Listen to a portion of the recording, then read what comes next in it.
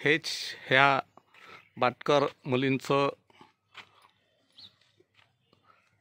रमाई आवास योजनेअंतर्गत घरकुल ह्याच घरात ह्या 3 मुली लहानाच्या मोठ्या झाल्यात आणि आपलं करिअर घडविण्यासाठी अहोरात्र प्रयत्न करतात.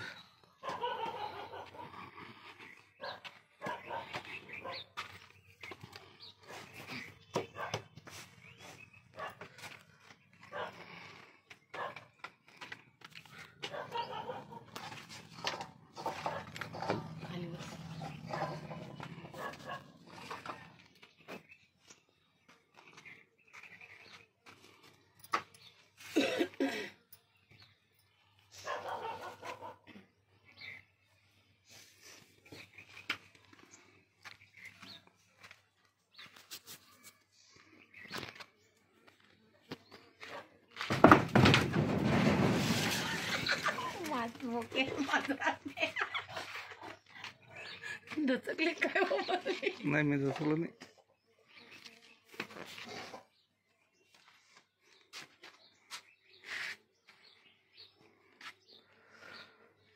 अशा छोट्याशा घरातही ह्या 3 मुली आणि पूर्ण कुटुंब, बाटकर घराचं पूर्ण कुटुंब या घरात, या छोट्याशा घरात झोपडपट्टीत हे घर, हे कुटुंब राहते.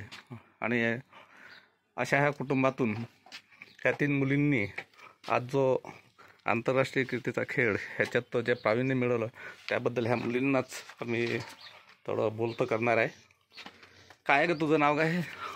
प्रणाली विश्वनाथ बाटकर. तुझं? काजल विश्वनाथ बाटकर. पूर्ण मोठ्यानं सांगा. काजल विश्वनाथ बाटकर. आणि तू पण बोल मोठ्यानं. प्रणाली विश्वनाथ बाटकर. अच्छा, कोणत्या वर्गात आहे तुम्ही दोघी जण? 8वी आणि 11वी. हे 11वीत. बरं. हा, या खेळाचं नाव काय आहे?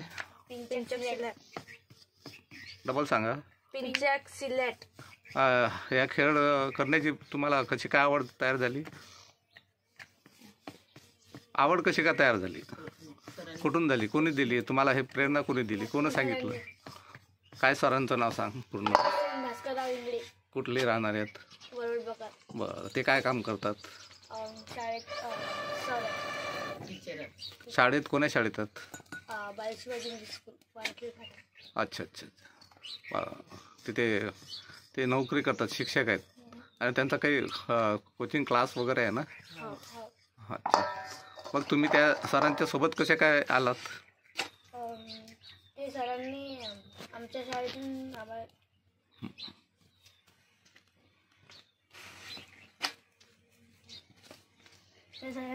शाळेतून आम्हाला सांगितली की मी फुकट कोचिंग क्लासेस घेणार आहे. तिथूनपासून मग आमचे क्लास सुरू झाले. अच्छा, बरं. मग क्लास कोणते? शालेय क्लास? शालेय शिक्षणाचे वगैरे आणि स्पोर्ट. अच्छा अच्छा, ते क्लास त्यांनी सुरू केले. बरं. मग पुढे काय केलं?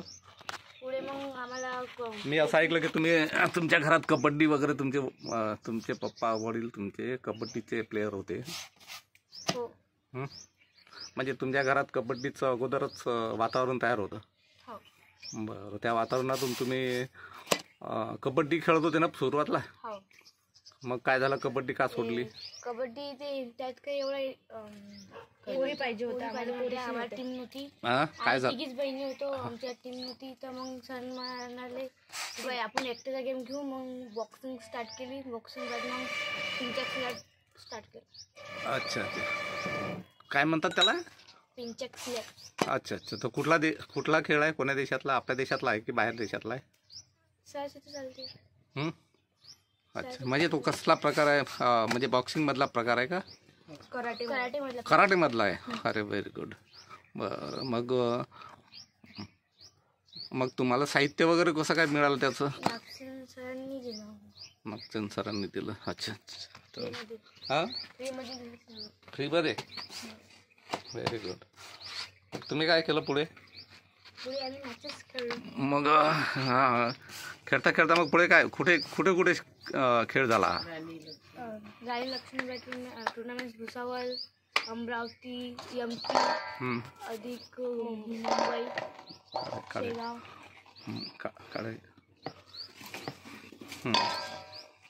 शेगावला झाले, अमरावतीला झाले. मग तिथे तुम्ही काय जिंकून आल्यात ना? हो. जिंकून आल्यात का? मग म्हणजे ते कसं कोणत्या पातळीवर होतं? म्हणजे जिल्हा पातळीवर, स्टेट पातळीवर, राष्ट्रीय पातळीवर?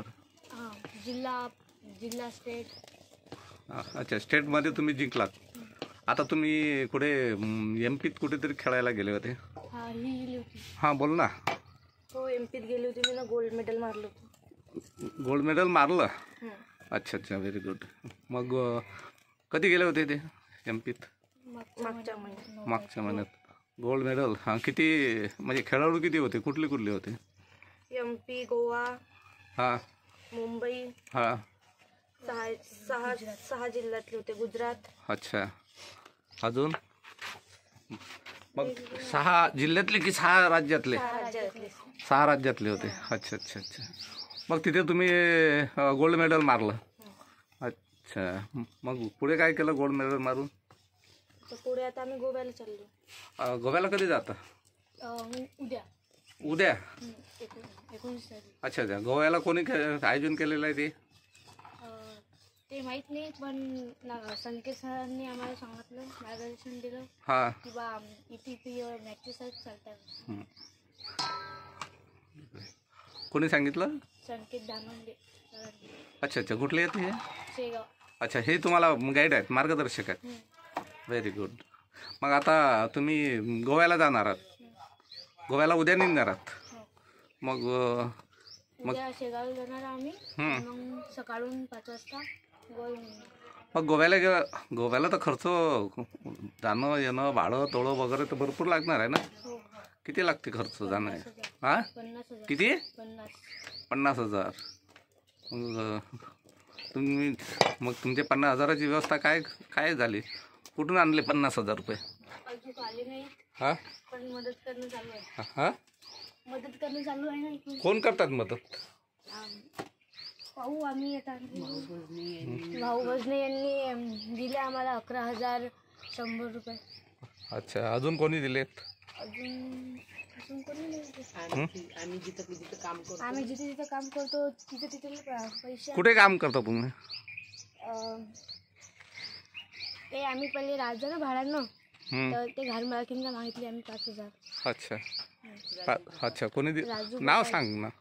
राजू बकाल यांनी 5,000 दिले. यांनी 3,000 दिले है ना. अच्छा. आणि अजून देशमुख मॅडम 10,000. अच्छा, डॉक्टर हे आपल्या डॉक्टरच्या पत्नी. अच्छा, अजून? बस. अच्छा अच्छा. मग 50,000ची व्यवस्था तुम्हाला करायची आहे. तर किती झाले सध्या? 20,000. 20,000? 20-25,000 काय होणार आहे? मग बाकीचं रकमेचं काय केलं?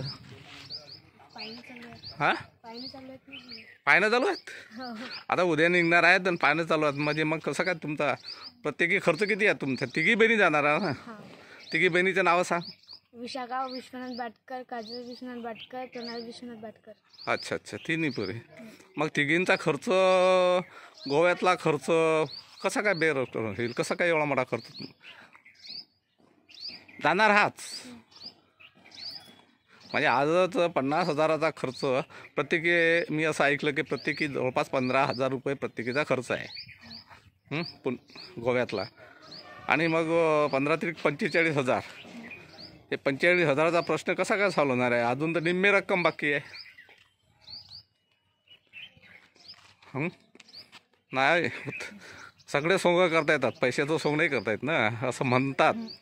तर मी याबाबत, त्यांची आई आहे, त्या मुलीची आई, कसं काय पैशाची व्यवस्था कशी काय केली? आता करणार आहो, म्हणजे नाही कोणी दिली तर मग आईकडून आणणार आहो, त्यांनी मागणार आहो. आई पैसे देते का? पैसेवाली आहे का? पैसेवाली नाही आहे, पण मग ते तात्पुरते 20-25 हजाराची करू शकतात मदत. अच्छा अच्छा. मग तुम्ही परत देणार की ते? नाही, परत देणार आहो ना, आमची कामाईवर. हां, हो, परत देणार आहे. परत देणार आहे म्हणजे ते तुम्हाला पैशाची मदत करतील, 20-25 हजार रुपये सोय रे. आणि तुम्ही ते परत देणार आहो. परत? अरे वा, बरं बरं. मग ते परत कधी देणार आहात मग?